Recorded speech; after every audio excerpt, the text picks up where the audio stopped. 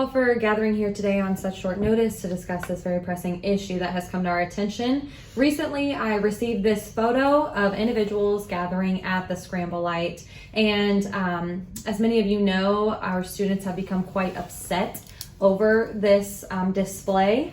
And so the two things that are kind of happening within this is that the individuals at the Scramble Light were spewing vile and offensive messages to some of our students took those.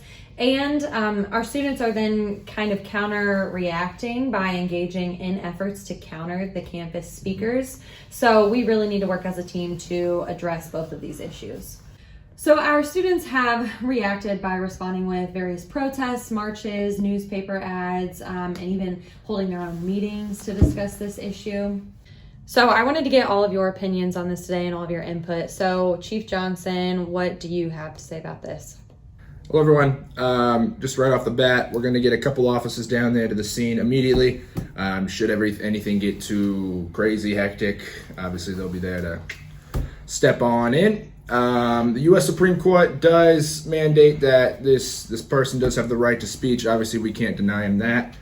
But just, obviously we'll have officers on site remaining neutral until something does arise, then they're able to step in. We're going to respond to this similarly to how Texas Christian University responded to the Change My Mind segment when they had a man on campus with, welcoming students to talk about very controversial issues. They had police on scene right around the table, kind of just acting as a barrier, if you will, to prevent any further escalation.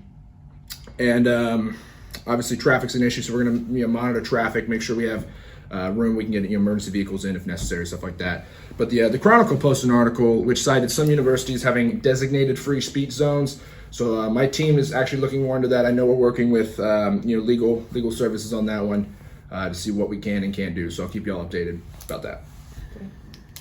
Thank you for that, Chief Johnson. We really appreciate all your input and all your efforts you're doing in this situation. Next, could we hear from our legal counsel, Anna? For the legal matters of this situation, we really need to be focusing on the First Amendment. You cannot be punished or censored for your opinion. The exceptions to this rule are threats to harm and threats to destruction of property, as we've already mentioned before. Yeah. So guest speakers are allowed on campus. Student expression to drown out this speech should be prohibited. However, in terms of the student affairs mind, I know we want to focus on student development. So simply silencing the students, I'm sorry about that, is not going to be the best way to deal with this situation. We need to focus on the student protesters and giving them an appropriate forum for their expression. The student protests and marches, meetings, and newspapers are all allowed underneath the First Amendment, but they just cannot interfere with this controversial speaker. Thank you, Anna, for all of that. Next, could we hear from our student conduct representative, Katie? So the BSU Code of Conduct section 1.6.4 states that students have an obligation not to interfere with the freedom of any member of the university community to hear and to study unpopular and controversial views on intellectual and public issues. Not only are the protesting students infringing on the speaker's right to expression, but they are also keeping the students from hearing the message. So although this message is offensive, and I personally could not imagine that anyone would want to hear it, we must respect the speaker and the community to hear the controversial speech. Also, if we consider communication theory of dramatism, it states that speakers intend to evoke emotions from listeners, similar to how an actor would an audience. This campus speaker is trying to evoke impassioned responses. Our students should be aware that the different communication types and theories do not equate all expression to be the same. Thank you for all of that brilliant input, Katie. Next, let's hear from our faculty representative, Dr. Peace. Hello everyone, I just wanted to touch on a few points concerning the faculty side of this issue at the Scramble Light. So the first one is to start at the Scramble Light. They are far enough away from classroom buildings that we're not able to hear the speakers and they're not disrupting our classroom environment. Also, the Scramble Light is a reservable space and for students and non-Ball State individuals, so they are allowed to be there and they're outside. If they were in our classrooms, that would be a different issue. The second point I want to say is that whenever classes are occurring, the speaker does know that they are not allowed to use amplifying devices, so they're not using them. We're in good standing right there. And then the third one, I just want to since we are in a place of higher learning, I want to talk that there could be an incredible learning opportunity here.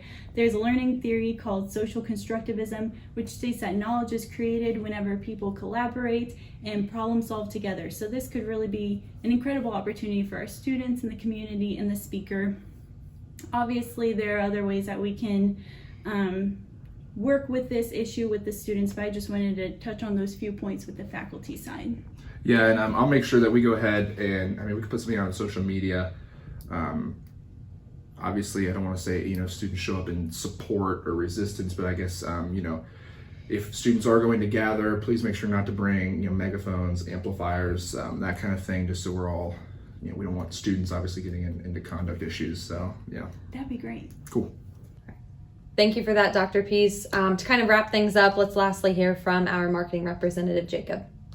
Just so we're all on the same page, I'm going to go ahead and read out the email that we have drafted right now to send out to all of our students, faculty, and the community. Dear students, we understand you are passionate about the speaker on campus today. The speaker's words are inappropriate and offensive, and he has a right to expression. However, these words do not reflect the values of BSU and the Cardinal community. We cannot deny someone a designated space on campus because their speech is offensive. Should his speech become so severe it denies someone the ability to learn and use campus services, Ball State University will take quick action.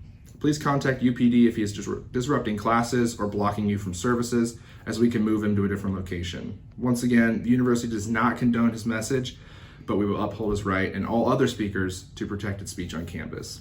We understand your reaction to his vile speech and want to remind you of available resources such as university counseling, and to reach out to faculty members and other administration.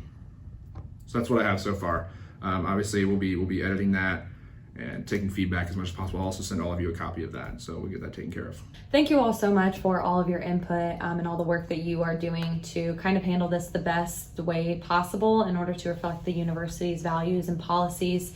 As we all know, universities are grounds for students to be exposed to new viewpoints and ideas.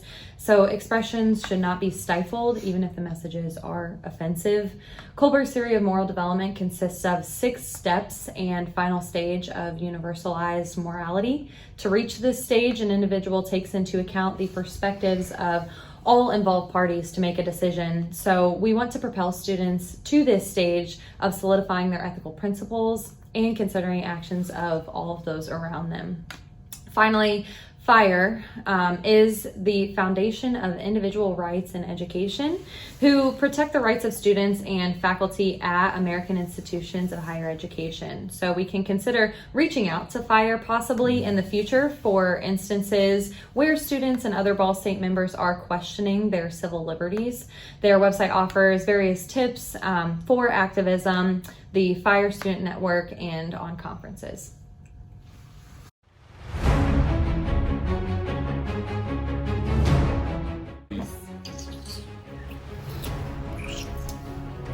Good. The spinach in there too. Sorry. Save it for later, folks. Sorry. Stop it. That's yummy.